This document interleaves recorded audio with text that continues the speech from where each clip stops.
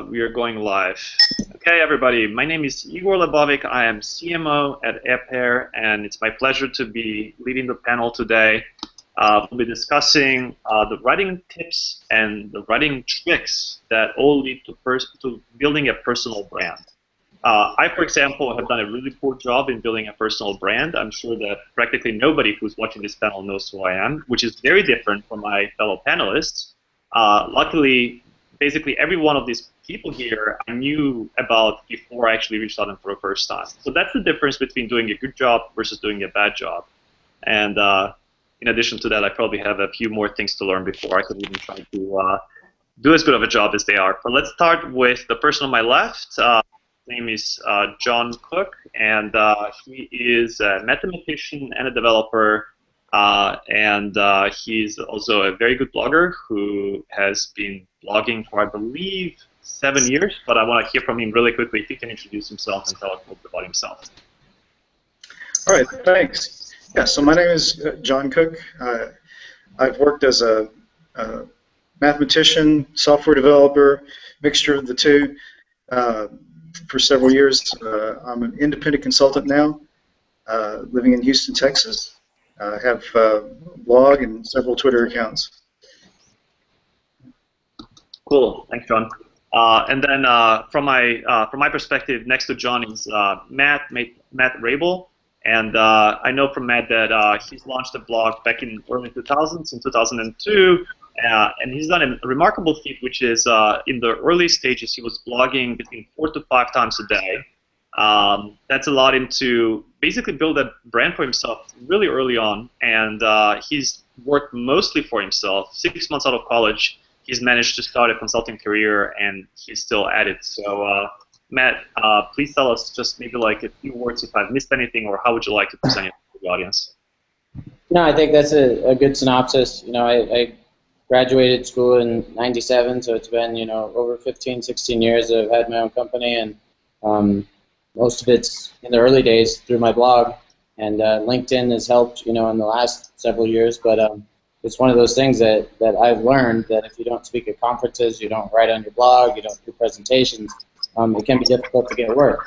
But if you do all those things, finding work isn't that hard as a consultant. Awesome. The next is Michael Lopp.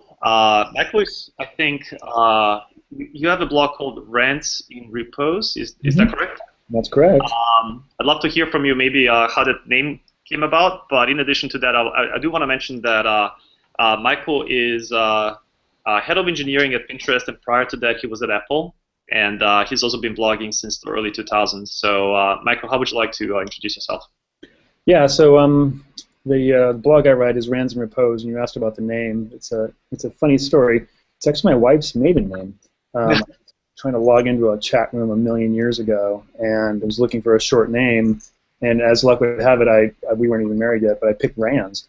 And careful when you're branding yourself about which name you choose. It's sort of the name that stuck with me for years and years, and ended up as the name I used in the blog. And I know how people know about me when I go to a conference or whatnot, because if they yell Michael, they know me. If they yell Rands, they know my brand. So buyer beware. That's going to be one of my questions down the road, how to brand yourself. And then finally, Peter. Peter is a co-founder of LeanPub, and you might have seen or heard LeanPub as the new wave of lean publishing. I believe that, Peter, were you the one who, or one of the first or early people who coined the term lean publishing? Yes. Okay. Yeah, back in 2010, I and Eric Ries spoke. I was running the Ruby on Rails meetup in Vancouver, and Eric Ries spoke there. And it was because of him that we, called it lean publishing and LeanPub, and yeah. All right. So obviously we have a combination of famous bloggers, amazing engineers, and also someone who can tell us a little bit about how to best make sure that we are writing for the right medium. That's going to be something that's going to be very interesting to me.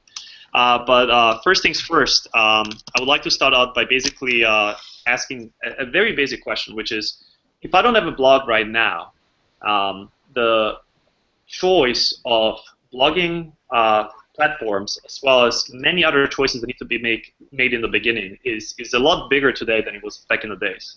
So, there's the probably a straightforward option, which is just registering for a WordPress account. This is what I seem to believe is happening most often. I believe that WordPress is powering something like 30% of all, like, is it like traffic or domains or sites? There's some crazy number that I've heard that just really blew my mind. Like, the popularity of WordPress really, really seems extraordinary.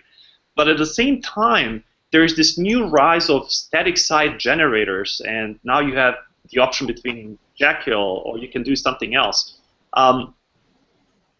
Does it really matter what we do? Is it ultimately all about just having, like, the perfect voice and the perfect content?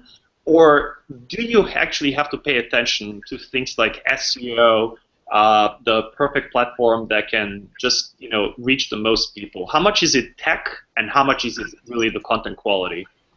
Let's start out with John and see what he has to say. Well, I would say it helps to cast a wide net, try several different things, because you don't know what's going to happen. For example, when Google killed Google Reader, a lot of blogs took a big hit. At the same time, you put all your eggs in Google's basket, and Google Plus, one day they might kill that. Or you're big on Twitter, and one day Twitter's not cool anymore. I mean, I think it helps to diversify. Okay. So when you say it helps to diversify, like, how do you, from a blogging perspective, like, does it mean that it's important to, like, blog on multiple channels, like, such as, like, I'm going to have my primary content on this one domain, and ideally it's going to be my own domain, as opposed to something that is a hosted third party, which may or may not be popular down the road? Yeah, I do think having your own domain is important, but even the medium of blogging, may wax and wane in popularity. Interesting. That's interesting. Michael, I saw you nodding. Do you have any thoughts on how to make the first early steps when you're going from not having any medium where you're publishing to deciding how to start? Right. How would you go about doing that? I think it's interesting to know about the technology, but if I could invest the time in writing and all the hours and months that I spent tinkering with my blogging software, I would prefer, I wish I was writing. We as engineers can kind of get lost in the technology, and I think it's an important thing to do. But I think one of the best moves I did in the past couple of years which was really hard for me because I'm an engineer and I want to build stuff, is I actually just let someone else actually go design and run. I run my site, but like do all of the work and the tinkering so that I could do what is actually going to create the value as being a writer or as a voice is actually writing stuff.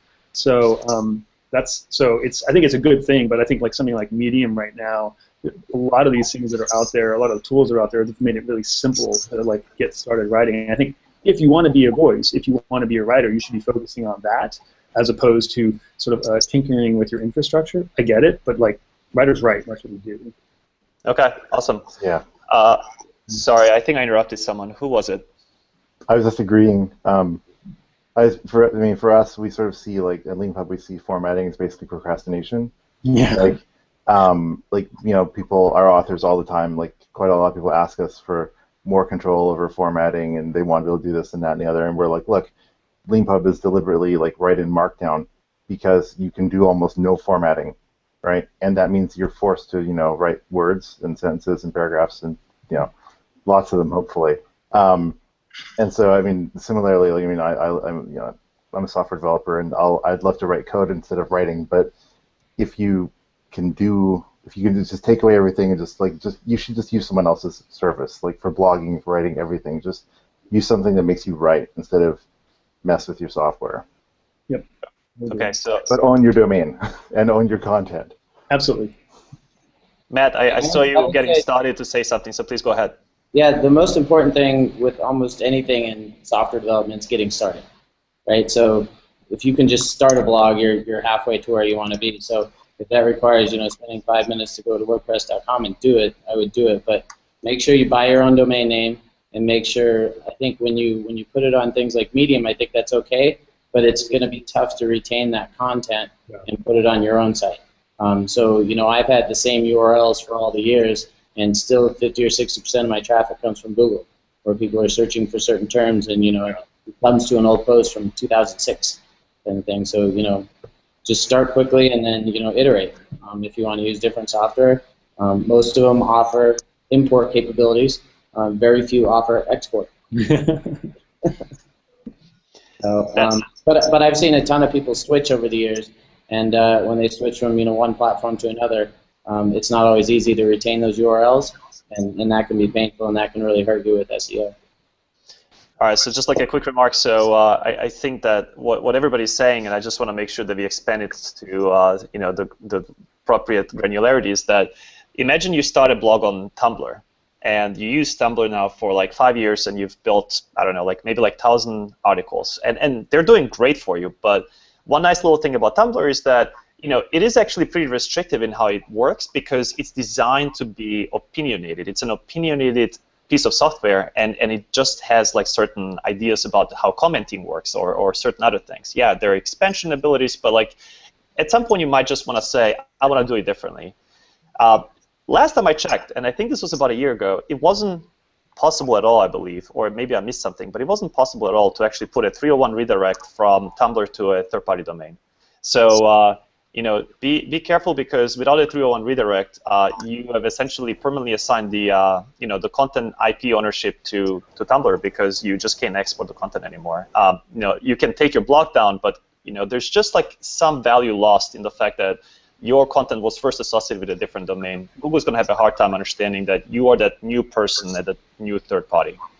I wanted to. I heard something interesting about getting started and just buying a domain name. Michael said something interesting about how he went about choosing his own brand. What's the best way, guys? I mean, just to throw this out. Really recently, I was just dabbling a little bit with available domain names, and my mind was blown when I realized that .io is it used to be a geographic specific TLD, but it's no longer, meaning that it actually will supposedly do just as fine in search as any other .com or any other TLD, right? So there's this entire new universe of domain names that have just opened up for me, and I'm looking at things like marketing.io. Well, that one is taken, but there are some interesting variations of that are totally available. And I'm struggling. Do I do it under igorlebovic.com, which is what I own, or do I do it under something flashy I don't know, startupmarketing.io, which is something that I'm very passionate about and would instantly give you an idea of what the content would be about. Whoever feels would love to chime in here. I'd love to hear guys' opinions. Is it important to put my name in front of everything, or can I maybe try building a brand under something that can translate into something bigger down the road? Well, I think it's a difficult question. Figuring out a domain name and one you like for even a company is probably one of the hardest things you can do. And personally, I think a lot of people know me as Matt Rabel in the Java community. But my URL is rabeldesigns.com, right? And people don't really know the URL as much. So I think regardless of the domain name, you can supersede that and still build your brand, above that. I think one bit of advice I'd give is to have something that's easy to tell someone verbally. If you have to say, oh, my name is Baskets, but it's not spelled the way you think, you put a Z on the end, or you hyphenate this, or whatever. If you have to give instructions into how to interpret your URL, nobody's going to remember that. I have a really bad domain name, Rands and Repose, which everyone spells wrong, and everyone doesn't know what it quite means. And the content does relatively well, so I think I'm gonna say that I think you can be really successful with not a great domain name. I think the point is to actually get started on the content and start getting stuff in there that is valuable to people, and continue to do that and see how the traffic shows up. So I think if it's a business, I think you really want to stress about the domain name. But if it's something where you're working on your personal brand, I think you probably have more latitude than you think. Yeah, I mean, I'd just agree, and I'd say for a business, obviously, if you're blogging yourself, if you pick something like startup marketing, then you should be only blogging about startup marketing there. And if your focus shifts over the years, then you are choosing whether or not you're going to build a bunch of personal brands under those things. Whereas if you have your own name with the .com or something similar, then if you're willing just to go with that, then that's easy. You know, I mean, it really is just. I mean, look at it this way. Like Eric Ries's blog, right? Start Lessons Learned. Like you go that way, or else if he was ericries.com, that would have worked too. Like it's just like it's the content. I think we have taken away from this is that it's really, really not going to be a decisive decision. If I've actually heard you guys correctly, definitely something you want to put some thought into, but don't let this deter you from starting. Like, don't actually say, I'm going to spend another 2 weeks thinking about this. Which is what I've been doing. Spell will help. LeanPub, like for LeanPub, for example, people can spell it into short, right? So we're fortunate that it was like, it was $10. So. Thank you, GoDaddy. So I wanted to maybe just transition a little bit into, you've just registered your domain name, you found your software platform. What's the first thing? What's your hello world? Like, and I mean beyond just like, obviously like, being like, just funny and announcing yourself. Like, how do you actually like, come up with a content strategy? I really would like to see if, I'd like to see if you guys actually have a content strategy, because I wouldn't be surprised if at least a few of you just tell me, I go to work every day, I come across something really interesting, and my content strategy is to be the mirror of what's happening in the world, and I'm going to assume that my life is sufficiently reflective of what's happening in the world. Is that a content strategy, or is it a content strategy to do keyword research and to like see what's worked for other people and anything like that? And I realize this is a risky question. Like I get a lot of that, like well, that seems like a cheaper way of going about blogging, but I don't know if anyone is willing to admit, but I know that a lot of like successful bloggers that I've talked to have told me that there's often a lot of strategy that goes into their writing. I'd love to hear from you guys how you approach it. I'll go first. I'm making it up as I go. There's no strategy. And by the way, it's because I've been doing it for 12 years, so maybe there is a strategy, but I guess maybe it's a very basic way to describe it is I tend to write about what I care about at the time and what's going on in my life, so it's effectively a journal. The first 20 pieces were awful and should be deleted from the internet if that was possible. But then I wrote a piece about Las Vegas, and I discovered what happens when you write a piece of content that people actually care about, and they just all showed up, and I have no idea where they came from. I listened to what my people who were following what was resonating with them, and I kind of followed that thread. But if you go read my stuff, there's days I'm working hard on leadership theory, and the next article I'm writing about pens. And how I obsess about gel pens. So the strategy is very loosey-goosey. But again, this is definitely my business, but I don't really view it as my business. I think there's an authenticity that comes from my blog because I'm writing about the things I care about, and I'm trying to not sell anything other than supporting charities that I care about, this sort of thing. And I think that's part of. The strategy is to kind of keep it for me in my voice and sort of gravitate towards what I care about. And I think over time, learning how to become a better writer as well. So I'll go next. My hello world, that was one of the first parts of the question.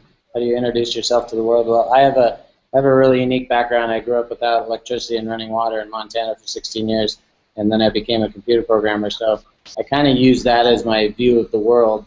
And I certainly used that when I started out programming, and that's kind of when I started blogging too.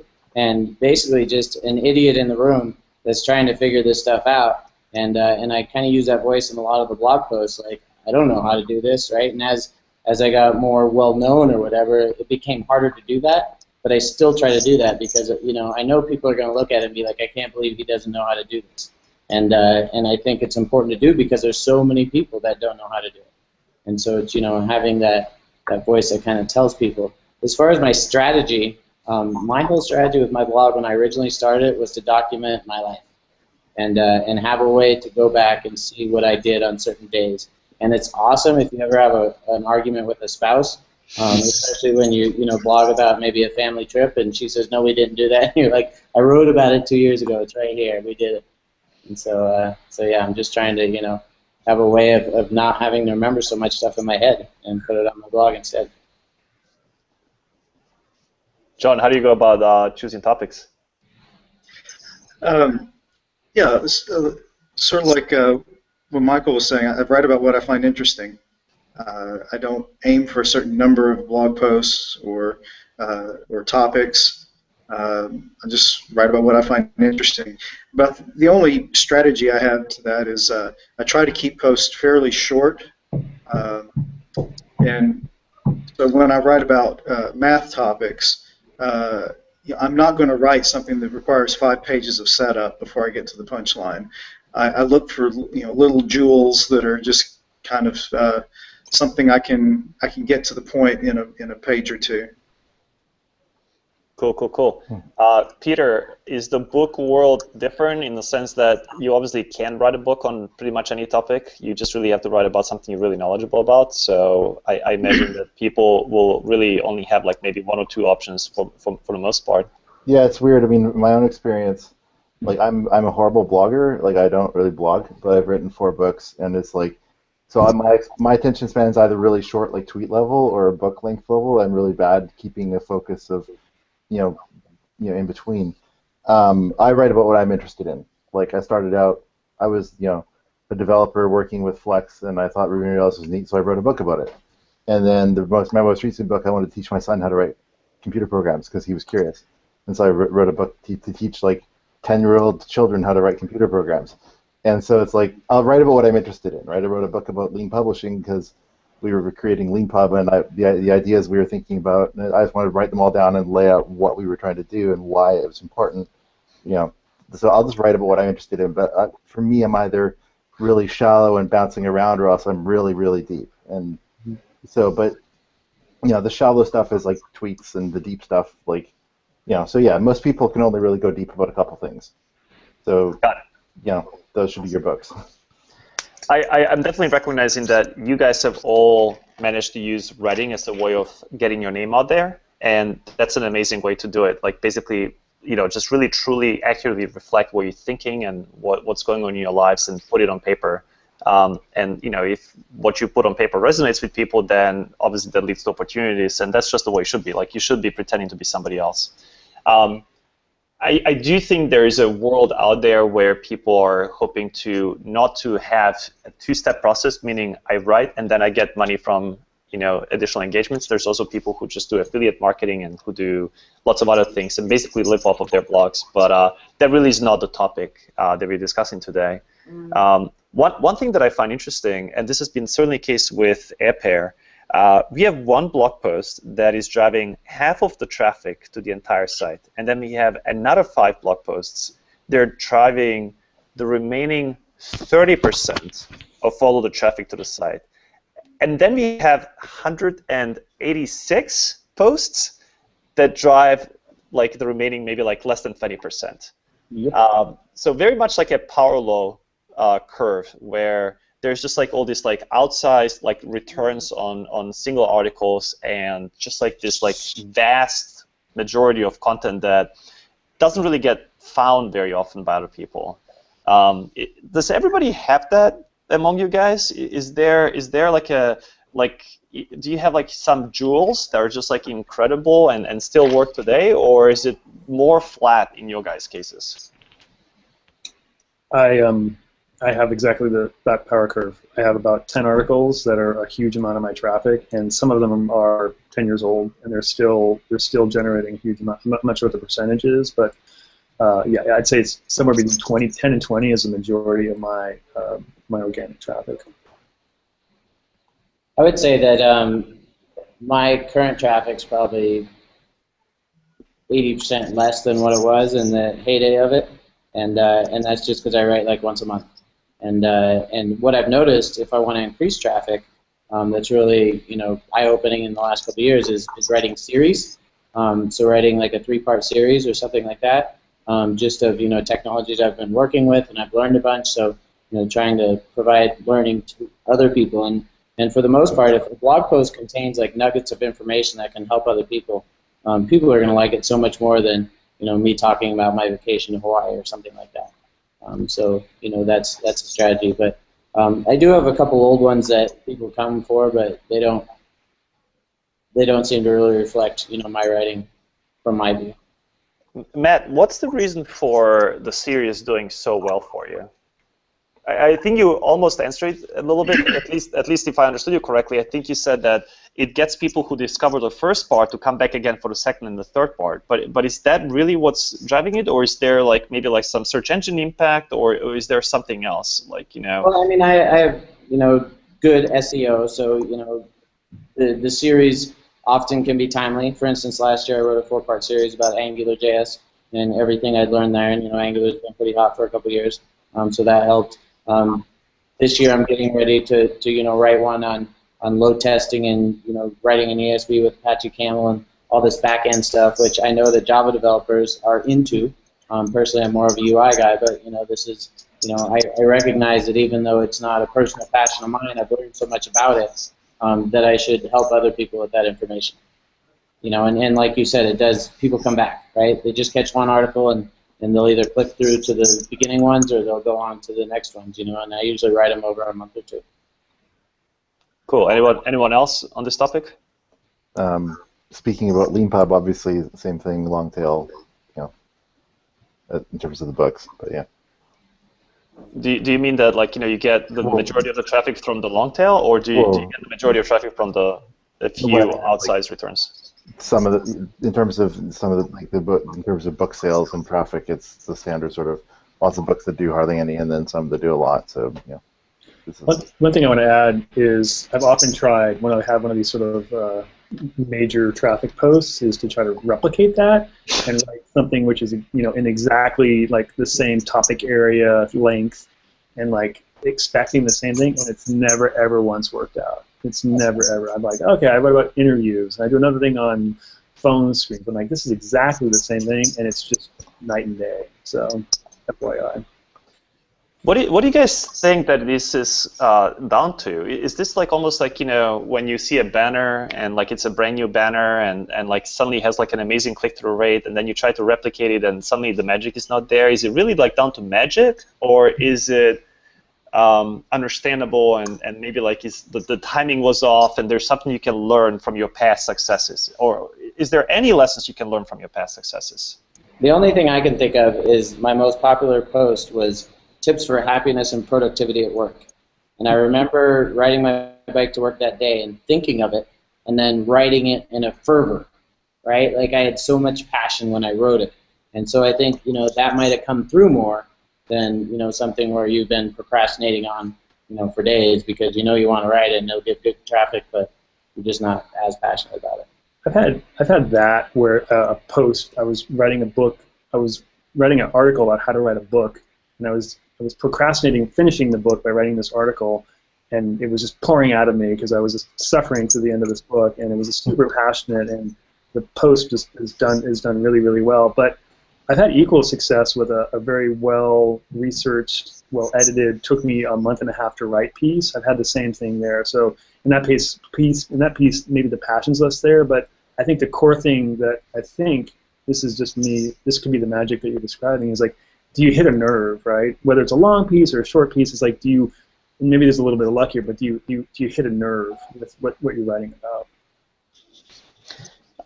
Yeah, one thing I'd throw in is to say that don't overvalue blockbusters. I mean, you might have a very popular post that gets 100,000 views in a day or in a couple of days, and then those people never come back. No. Or they're not the kind of people that are going to become your clients. Interesting. That is an amazing segue into my next question, which is, how do we go from traffic to clients? And not everybody here is looking for clients the same way, but let's call it like, you know, people who actually stick around, or people who provide some sort of value to you. So, you know, is it a newsletter sign up that you're looking for, or is it like an RSS subscription, or like, what's the ultimate goal that you would like to have accomplished with every page view? Mm-hmm. Anyone? Well, in my case, I'm a consultant, so I'm looking for consulting engagements. And I doubt anybody's going to say, you know, I want to hire this guy because of this one article that I really liked. And unless maybe they're searching on some very specific term and they find it.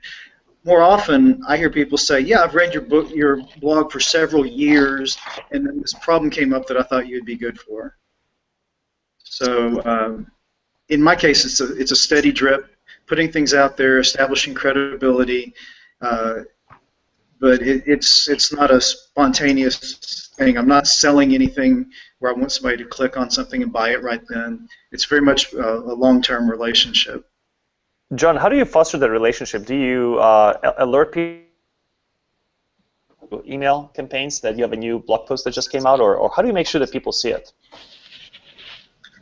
A lot of times I'll announce a blog post on Twitter or Google+. So I sort of cross-reference my different platforms. Yeah, and I do the same thing, and I would agree. So Twitter and Google+, or what's the most effective channel? It depends on the content. I have specialized Twitter accounts. So if something is a good match for a specialized account, I'll announce it there. Like I have one for computer science. So if something is a computer science topic, I would announce it there. Google Plus is more long form, something that's longer than a tweet, but still just a paragraph or two. Interesting. I've done the opposite. I try to sell Matt Rabel more so than Rabel Designs or even what I do. So part of my voice when I talk is that, hey, I'm fun to have a beer with and I like Volkswagens, right? If that sounds cool to you and you want to hang out, like hire me and I can probably solve most of your technical problems, right? And then in my blog and even in Twitter, I combine, the vacation blog posts as well as the technical ones. And if people don't like that, they don't have to read, kind of thing. And I think that helps me just because I have a unique perspective on the world. Awesome. Michael, any thoughts on how to convert people? My process is I tend to write about 1 or 2 pieces a month. They tend to be fairly long. I blasted the Google Plus, Hacker News, and Twitter. I also have a mailing list which has a couple thousand folks on there. So it's just kind of blasting all. It's not that I don't want to have a relationship with folks, but it tends to be I'll answer any mail that people send me, but since I'm not deriving obvious revenue from this. To me, it's really my journal, and I really love that people read it. But I'm not necessarily fostering a one-to-one relationship with folks because I'm trying to do this at scale.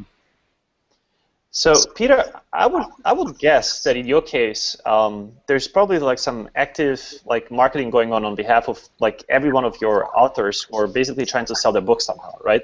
They're ultimately selling a book. It's a valuable product. Yeah. They would like to drive traffic to their own book landing page. How does that work? Do you know much about what's worked for your authors the best? Yeah. So my take on it. I mean, I like to joke we're like the world's slowest viral loop company, right? Like every step through, someone has to write a book, or at least start.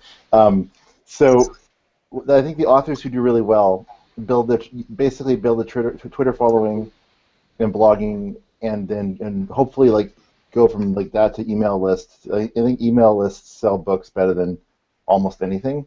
Like people who've even a couple of non-lean pub authors who've had really good success with this, like Brendan Dunn, and then I always get his name wrong. The guy who does the iOS. Hold on a second. But yeah, anyway, I don't want to get anything wrong when I'm being recorded. Anyway, I think the continuum of Twitter, blog posts, mailing lists, and then selling to the book, and then the book is like the first, probably the lowest thing that costs money in terms of money, and then from there you can go packages, like people have videos or whatever, and then consulting. And so you can get someone who follow you on Twitter or read your blog posts, and then that's a different level of commitment, and then they'll actually buy your book for $20. Say that's that level of engagement, and then say buy your book plus video package on LeanPub, but then that's say $100, or else pay you, and then that's consulting rates. So it's a continuum. If you want to go that path. So you guys are probably familiar with the name Obi Fernandez. He told me an amazing story how he actually got to a point where he is, which is he started out with a blog.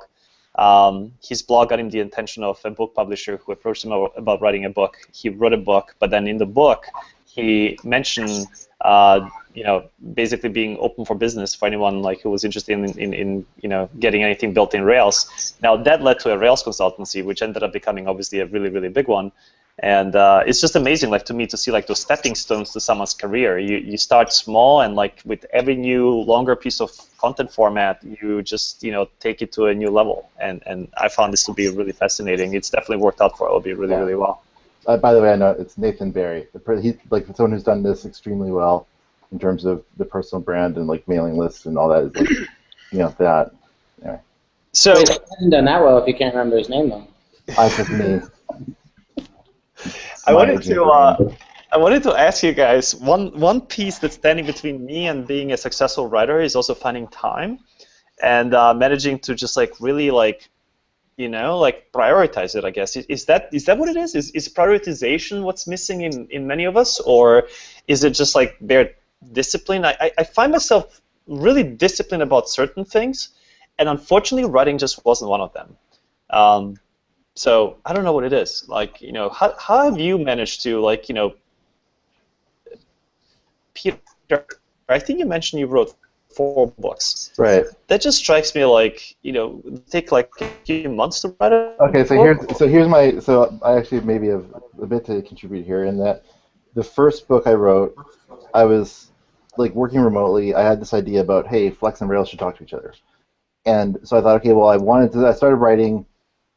And then it's like, well, should you continue or not? Like, what's the tipping point of should you do this thing? So I published it when I was like, I had enough that I thought it'd save someone a couple hours, like if they were good. And then if they were bad, or the beginner, then that should save them 10, 20 hours. And it's like, okay, if people buy this, then I'll keep, like basically it's like, let's say no one bought it, or let's say 2 or 3 people in the world bought the book. Then it's fantastic, right? Like it's refund everyone's money, or even double refund everyone's money, and then kill the thing. Right, but then at some point, like there was enough initial buzz from it that's like, okay, people bought this and care. Well, I guess I have to finish, right? Because it's like, you made a commitment. Hey, I've started this book. It's worth the money. It's worth $20. Buy this thing, right? And so I published it about 3 months after I started writing it, and then I spent another 9 months, and like all in it was about 1,000 hours, right? And it's like if you decide, oh, I'm going to spend 1,000 hours doing something, I'm not sure if it's going to work out or not. That's hard, like especially if you have a full-time job and a kid, and but if you just start something and get enough out there that you've made a meaningful thing, even if it's in its infancy, put it out there. Some things don't work out, let them die, right? Some things are like actually get traction, put the effort behind those, right? It's basically like, for me, it was this, this. Once I start something and it's at that level, I'll just finish it. Like you can just find ways just to work and just get it done, right? So I have, I probably have as many books as I have blog posts, because I just, I'll finish things I start, but like, yeah. I would say that my passion for writing ebbs and flows. And if I write something good, then chances are I might even write something again that same week. But then I might wait a month before I write again. So it's, I try not to force it. I try not to make myself write, and I try to, just do it when it seems right.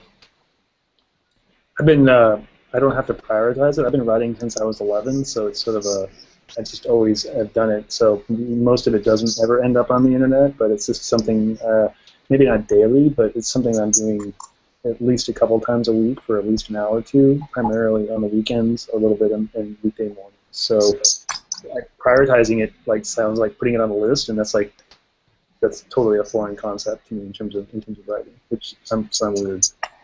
And I think that's a good point, because I write a ton of documentation for most of my clients, just because a lot of times they don't have it. So I'm writing a lot. It just doesn't always end up in the public domain. Yeah, interesting. It's nice having people wanting you to continue. If you've written something that, for us with Lean Pub, in progress books, it's like you have readers. They want you to keep going, right? It helps with motivation. So speaking of 1,000 hours per book, some of you guys have actually done that, and I find it fascinating. How did you go about deciding that I want to write a book? It sounds to me like, and I'm starting to develop this feeling that many of you guys are just doing it because it feels like the right thing to do. There really isn't this deliberate consideration wow, like 1,000 hours on my blog versus 1,000 hours in form of a book, like what's going to give me like higher X versus Y? Like that's not how you think. You just basically really look at what drives you more. Is that fair to say, or is there actually some method to how you're approaching this decision? I was talked into it, and they told me I'd make a lot of money.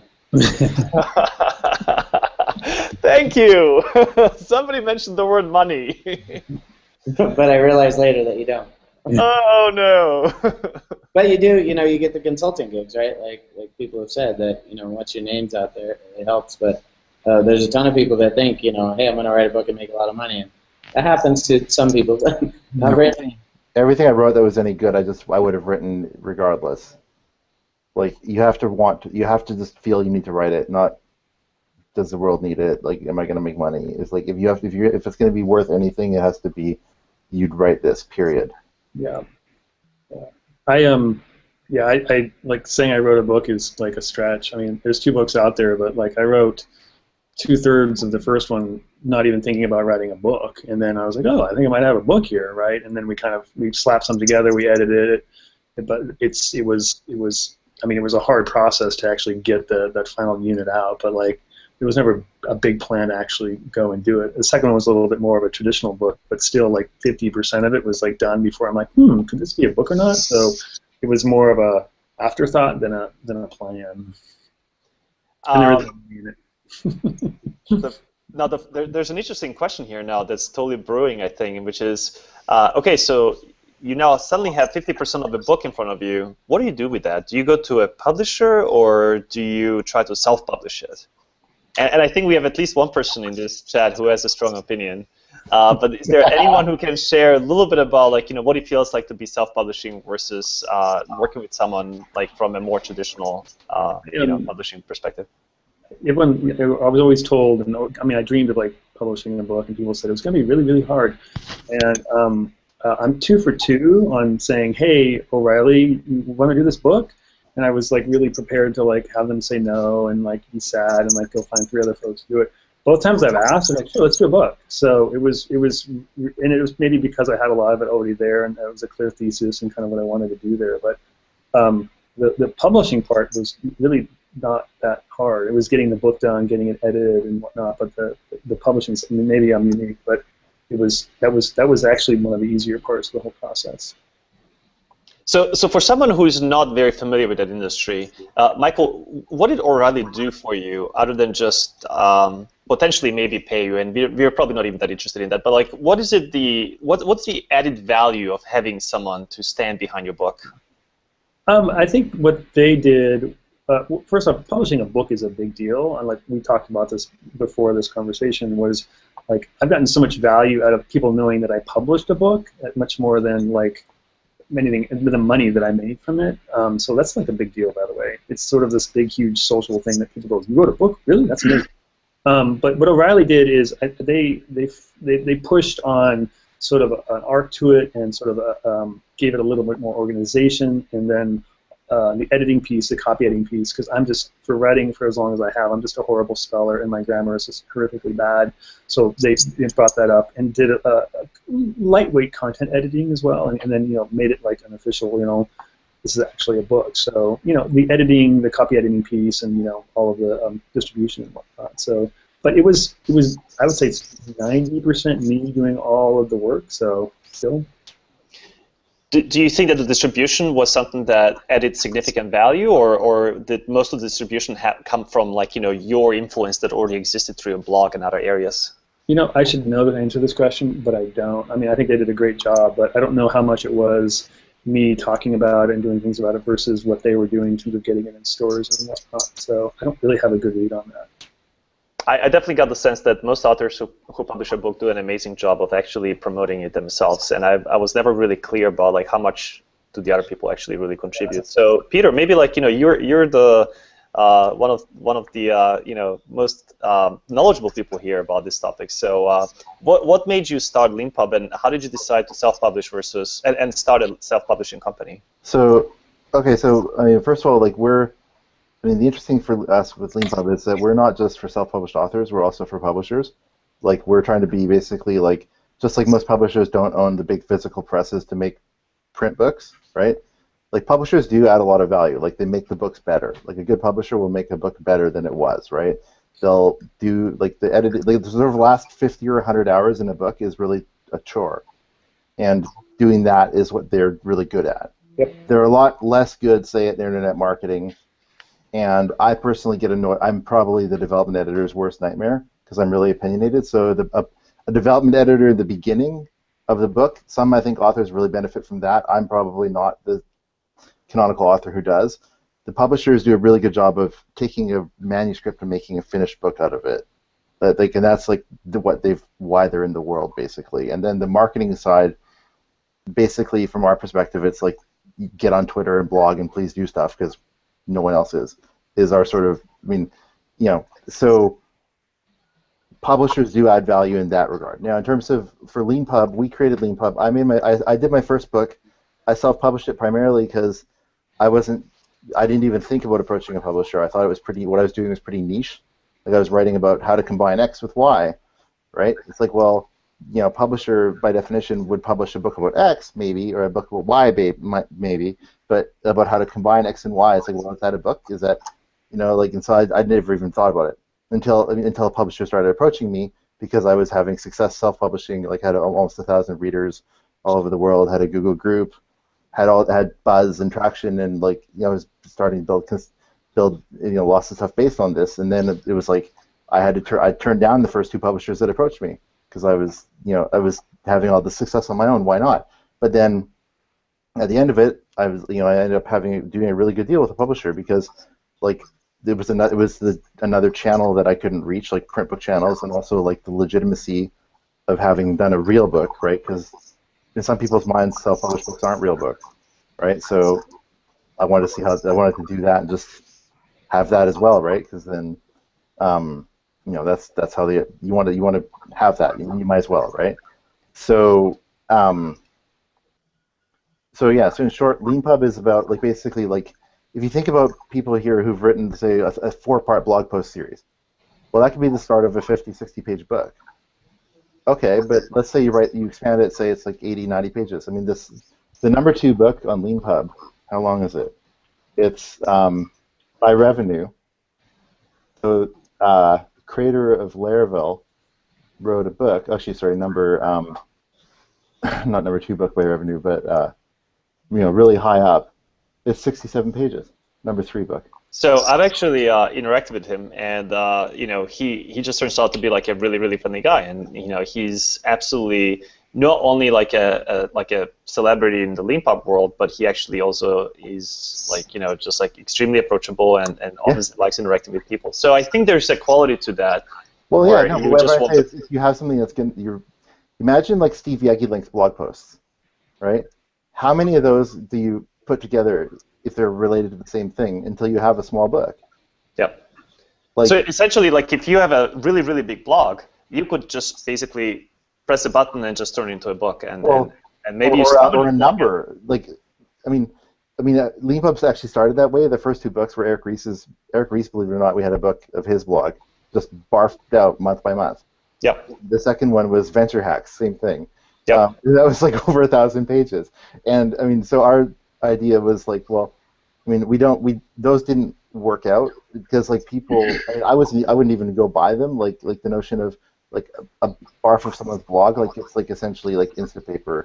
It's not like you want to feel that the authors put work into something and like made a story arc and like made this thing something that they think this is something I've put some love into. It's worth buying and reading, right?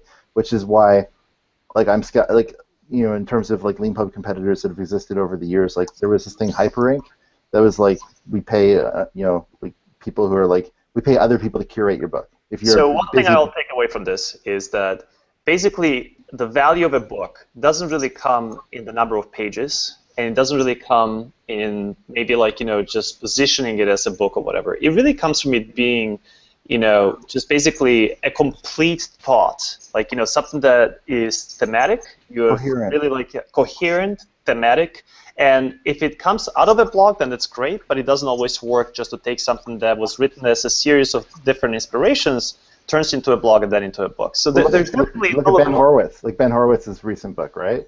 Like I read it. It was great. I'd read half of it before on his blog, but it's a great book, right? Right. And because and Eric Ries is the Lean Startup, right? If you read that, if you'd been reading his blog, you'd already read everything he'd written. You already knew everything, but they put it and made a book out of it, right?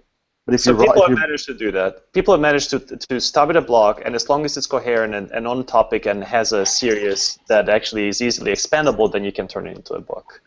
So maybe if there's something that I took away from this, and this actually is like a new thought that's never really occurred to me before, is maybe you should pretend you're writing a book, but really approach it in a shorter format, put it on a blog, and just start writing, in your mind start writing chapters, but really what you're doing is you're exploring a topic and going deeper and just seeing how it resonates with the audience. One thing I wanted to mention is that it's 3:52 Pacific, and we have promised our panelists that this will be around the time when we will start wrapping up. So one thing I wanted to just also still get from you guys really quickly as we're wrapping up, closing thoughts, we are being watched by people who are wondering, should I invest my 1,000 hours into this? Should I do this, or should I maybe invest this into becoming a better developer or something else? You guys have done it. You're looking back, and the reason why you're here is because you're famous, easily findable. People can locate you, and you have interesting things to say, and have said interesting things, and have interesting careers. So maybe starting with John, what is the one thing that you would like people to take away from this discussion as we are wrapping up, telling people that writing is probably going to be worth their time? What is the one thing that they need to keep in mind as they're taking this and putting this into action? Yeah, I would say, if you follow the strategy of writing what you're interested in, it's not a chore. It's not something you have to make yourself do. If you say, well, I'm going to write posts that have these keywords in them and so forth, and I'm going to write on this topic, and good luck. I mean, people who go about that don't find the enthusiasm to keep that going very long. So keep the drive, keep the motivation, make sure you're doing it out of passion, and then if something comes out of it that's more than just your personal journal, then that's great, but make sure it's sustainable. I think that's what you're basically giving everybody. Yeah, if you don't enjoy it, you won't keep going. Got it. Really good. Matt, what do you think? I've loved having it as a memory bank, in the sense of I don't have to remember as much stuff if I write it down, and my SEO has been good enough that all I have to Google for is Rabel and the keyword that I'm looking for, and I can find it on my blog. And even 2 weeks ago, I found I was reading some documentation on how to configure something, and in the documentation there was a link to my blog about how to do it. And so other people have told me that too, and I think that's a great way to just not have anxiety over I have to remember all this stuff. Just remember the keywords and write it down when you learn something. Which is amazing, because at some point you knew how to do it, you wrote about it, then you forgot about how to do it, and then you read about somebody else's blog who, awesome, I love that, very meta. Michael, what's the one thing that people need to know? I think the thing, and we've talked about it a lot during this panel, is to not overthink it. It's like, should I be worrying about software? Am I going to write a book? And do I have 1,000 hours available? And there's all of these things that you can spend your time having anxiety about.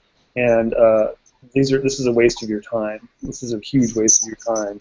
Either you're a writer or you're not. You don't know whether you are or not, and the only way you can actually figure that out is to sit down and write 100 words, right, and to start, right? So all of these other things are sort of considerations that feel important. That's actually not the important thing. The important thing is to actually go down and write 100 words, or whatever it is, that little trick you need to do to get yourself to start. That's how you actually figure out whether there's something there that might be a book, or a long book, or a short book, or no book at all. Amazing. Peter, what do you think? Yeah, I mean, for me, the number one thing to take away would be, don't think of it as, oh, do I have 100 hours, 1,000 hours. Think of it as, like, do I have anything I really want to say? And then, in terms of a book, the way you should think about it is, if I was going to explain this to, if you're writing a technical book, say, could I save, someone who's really good 1 or 2 hours of time? If you can, then that's a good tech. Then publish that in progress. Like that's literally the go no go, and that's doable in like 50 or 100 hours, not like 1,000. I mean, it's only because I just am a perfectionist that it took me 1,000 hours. You know, basically, you should write because you want to, and you want to communicate, and you have something meaningful to say. I mean, you know, and things like, obviously, like, you know, Michael, with Rands, like, you know, that's. I mean, I read all that stuff. I mean, I remember we were all excited about, like, we should get him to be a Leanpub author, and then your book turned up. I'm like, oh man. So, you know, I mean, if you're writing things you want to write and it's good, that's what's important, right? And the channel that's appropriate will turn up. So there are two amazing things that kind of like just like sprung to my mind as I was listening to you guys. Number one, I don't know if I mentioned this, but the site that basically was the one that I started straight out of college and ended up being successful in the end.